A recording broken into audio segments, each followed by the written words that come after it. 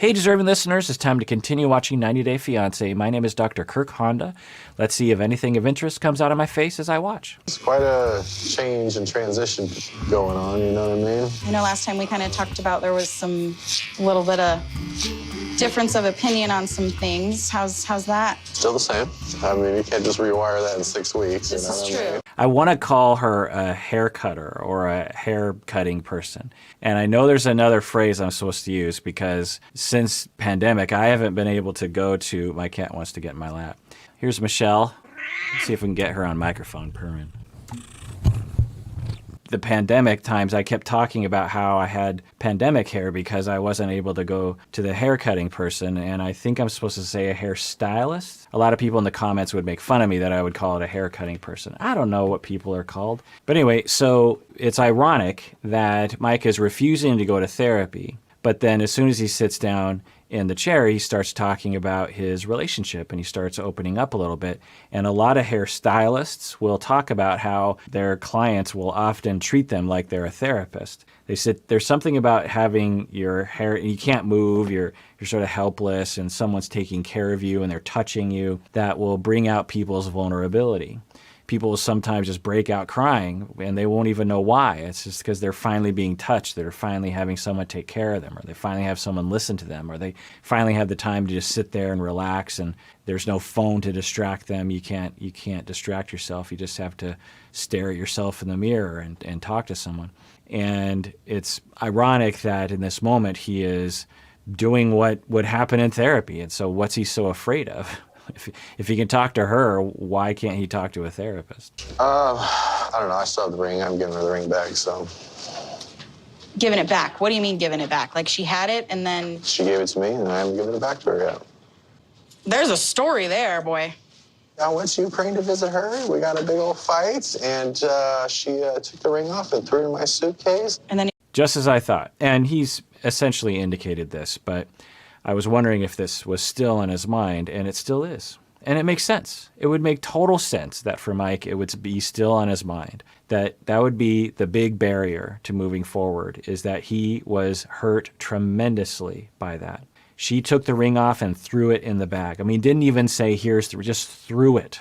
Just tossed it aside in the bag.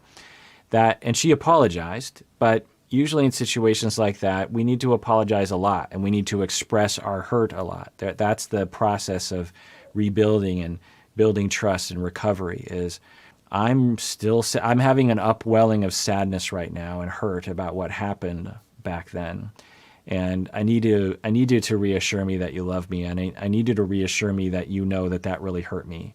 I need you to understand how much it hurt me and that it still does kind of hurt me. Because I don't need you to grovel in the gravel, but I need you to just know that it hurt. And maybe I'm looking for a little bit more of an apology or a little bit more love and warmth from you about this. That would be totally fine, but he hasn't done that. What he keeps doing is just, I don't want to talk. And he keeps saying, we got stuff to work on, but he doesn't say this. It would be totally fine for him to say, honey, I keep saying we need to work on stuff. What we need to work on is, I know you've apologized for what happened, but I'm still not over it. And I guess I just really need you to know that every day I think about what happened there and I worry it's going to happen again. And you talk and then she can say, I know it hurt you and I'm so sorry and I will never do that again. And if we rebuild this relationship, I'm going to do everything in my power not to do something like that again. And you keep doing that back and forth, trust builds, and you start moving forward in their relationship. And then they can actually, love each other the way that they used to. So, want to go on a date? Just kidding. Was that one of the things that people were commenting? Have we seen her before? I can't remember. Was she in another episode? And I think a lot of people were thinking, why doesn't he just date her? And that does actually bring up a question, is like, why did Mike go all the way over to Ukraine to meet someone that is just so different from him? Why doesn't he just date someone in his town? Maybe he has a reason for that. So do you think a lot of this could just be some tension, maybe, just from peeling back layers and layers and layers? Peeling back, and she'll just sit there and not say anything. Okay, so that's interesting. So the hairstylist is saying, okay, what do you do? What do you try to get going here? And he said, yeah, I've peeled back all the layers and she just let's listen to that again, because that's very telling in terms of what's wrong with this couple. So do you think a lot of this could just be some tension, maybe, just from peeling back layers and layers and layers? Peeling back, and she'll just sit there and like not say anything. I keep peeling and peeling, and she just sits there and doesn't say anything. So that's interesting. I think it's true that she doesn't open up and she doesn't say anything. But what does he mean by he keeps peeling and peeling? Now, of course, we don't see all the interactions between the two of them, but I would be surprised if their relationship outside of the cameras being there was all that different. So from his perspective, he has reached out. He has communicated. He has been vulnerable with her, but he has not on camera anyway. But from his perspective, he feels like he has. That's interesting. Yeah, she wants to go to therapy. I mean, people go to counseling before they get married a lot of the time. That's something you could look into. Yes, another person supporting the idea of him going to therapy. Let's see if, when he went to his mom, the mom influenced, maybe she will influence him as well. I would say it sounds like you guys have a lot to talk about still, and I know that that's kind of hard. Talk about the things that bother you, the things you're worried about, just all your concerns, and then you guys can come together, and you might find that a lot of those things are the same. You might find some common ground to work on together. Wise words, very wise. You might find that what's happening is the same for the two of you, that both of you are scared of being vulnerable, that both of you are hurt and putting up walls. Absolutely. I know, talking about your feelings is disgusting. But I want us to grow stronger together with our communication and be able to recognize each other and our differences. So I guess we'll go in open-minded and we'll see how it goes. Okay, great. So some people have been asking about what attachment style the two of them exhibit. I don't know if I've talked about it with this couple yet. I think maybe with all the other couples I talk about it, and sometimes I think, I've talked about that before, but maybe it's good to revisit this right now. I don't know for the two of them, of course, I haven't assessed them, but Mike gives off some indications of what we call avoidant attachment. So what is avoidant attachment? I've talked about it before, but let's revisit it. Avoidant, and I'm not diagnosing him. It isn't a diagnosis anyway, but I can't know, but he has some yellow flags, just say, some slight indications. I would have to interview him and get to hear his perspective. But what is avoidant attachment? Well, when we're being raised and we're neglected, generally speaking, maybe we're getting some love, but it's not enough love. We have to deal with that somehow at the age of 1 or 2 years old, 3 years old. We have to figure out, okay, I keep asking for love and attention. I keep signaling and bidding that, hey, I want warmth, or hey, I want attention, or hey, I want someone to be with me as I play, or something along those lines. And I keep getting rejected. I keep getting this cold shoulder. And sometimes parents can be really loving and very caring and yet still give off that vibe to a child inadvertently. When a child is faced with that, they have to deal with it somehow. They have to figure out what to do because they're at a crossroads. They keep asking for love and attention, but they're getting rejected. So what are they going to do about that? Well, one of the available coping mechanisms to young children is what we call avoidant attachment, dismissive attachment, which is, and this is unconscious for the most part. The child decides unconsciously that I'm going to turn off from attachment figures. I'm going to do my best to actually deny the fact that I even need other people. And I'm just going to be on my own. I'm going to be independent. I'm going to play on my own. I'm going to stop bidding for love and attention. I'm going to stop expecting other people to pay attention to me. I'm just going to do things on my own. I'm okay on my own. I'm independent. I know how to do things on my own. And I have my toys, or I have my activities, or I have my playmates or something, and I don't need them because if I admit that I need them, then I have to bid for attention and get rejected a lot of the times. The other thing that the person will do unconsciously is they will actually turn themselves off from their feelings. It's a very effective way of using this coping mechanism, is that if I don't know the feelings are happening, but if I don't know what feelings are going on for me, then I won't know when I am longing for love and attention from other people, and I won't be frustrated with that. Because if I pay attention to my feelings, I'll notice that I'm being neglected, and I'll have to either reach out and get rejected by other people, or I'll have to deal with the fact that I'm sitting here being rejected and not paid attention to, and I have all these feelings. So if I just cut myself off from my feelings, then everything usually goes okay, or at least relatively. The feelings are going on down there, and in fact, they're building and building and building and building.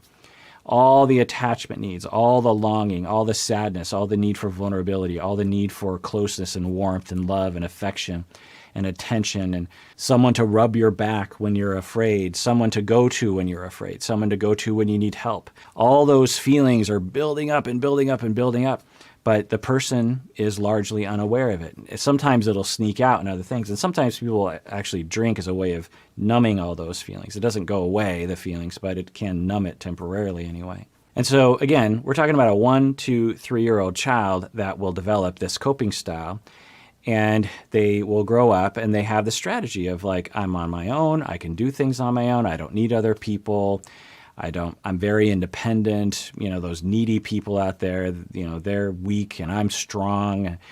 They'll often come across as very strong people, independent people.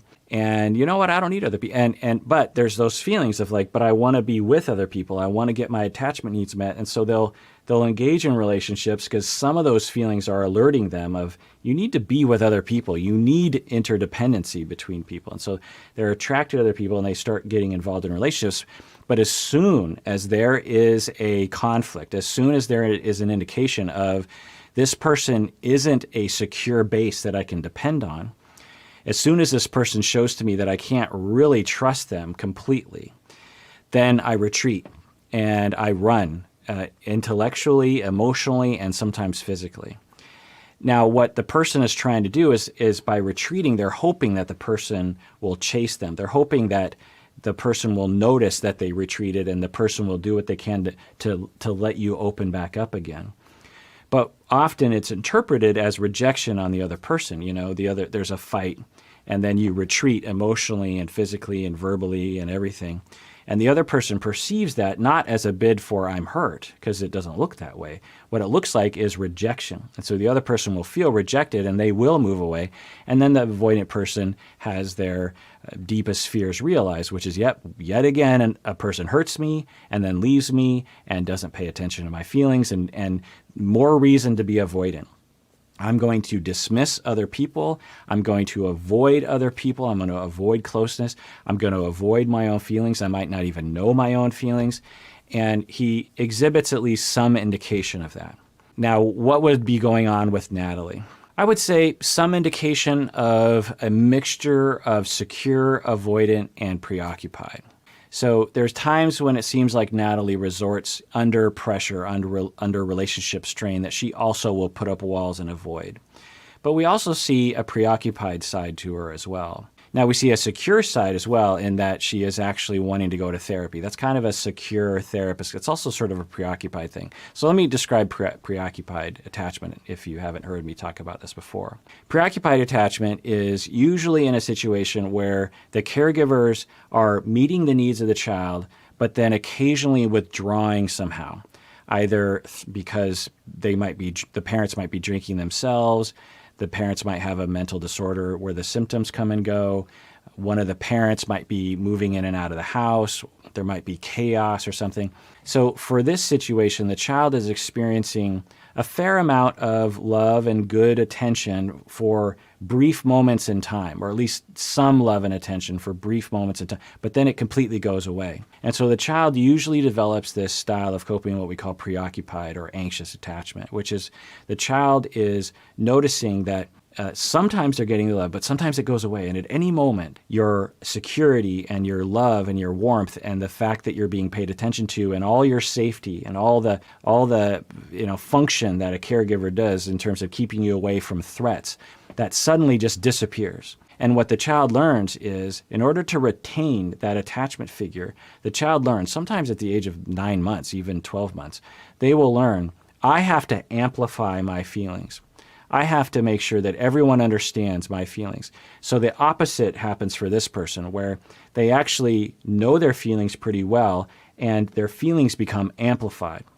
Their attachment indications of loss become very amplified. When someone hurts them, it's 10 times bigger in their heart, and they will communicate it 10 times bigger than someone else would. And they will maybe even demand other people. They might even punish other people for moving away from them. And so these people have hypervigilance about attachments. They are ever on the watch for any indication that their partner or their loved ones are going to move away from them. A common example in contemporary times is if you're preoccupied, you'll text someone, and then if they don't get back to you right away, you suddenly have a surge of fear because you're thinking maybe they don't like you anymore. Whereas an avoidant person, they might text you and forget they even texted you. A secure person will text you and maybe wait a couple hours. Oh, they haven't gotten back to me. And the secure person might have an indication like, oh, I wonder if this person is moving away from me. But the secure person will reassure themselves because they were reassured a lot and they were given a chance to learn that people can be trusted most of the time and that they are lovable themselves. To the avoidant person and the preoccupied person, they were given a lot of messages that they weren't lovable, that they weren't worth it, and that other people can't be trusted. And so the preoccupied person, when there's any indication of potential rejection and abandonment, it becomes very clear to them that they're being abandoned, or at least that's how it feels to them. And then they will react out of that assumption that I'm being abandoned. They might accuse you. How come you're not texting me back? You never text me back. And then the other person is like, whoa, I don't want to text with this person anymore because I was just a little bit busy. Now I'm being yelled at. So now it's like I am going to abandon that person. And that's that self-fulfilling prophecy that happens for a lot of people with insecure attachment. So what have we seen in Natalie? Well, we've seen definitely some avoidance in lots of walls and shutting down. We've seen her do that. But we also saw, particularly in the last season where the two of them were in Natalie's home country, where she had a fair amount of emotional reactivity when there was tension between the two of them.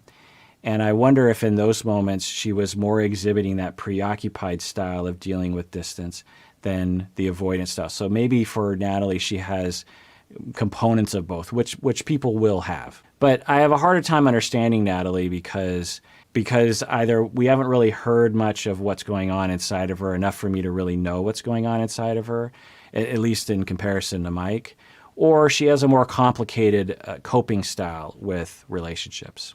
Now, this does not doom the relationship. A lot of people are walking around with some components of avoidance or preoccupied or even disorganized and fearful attachment style.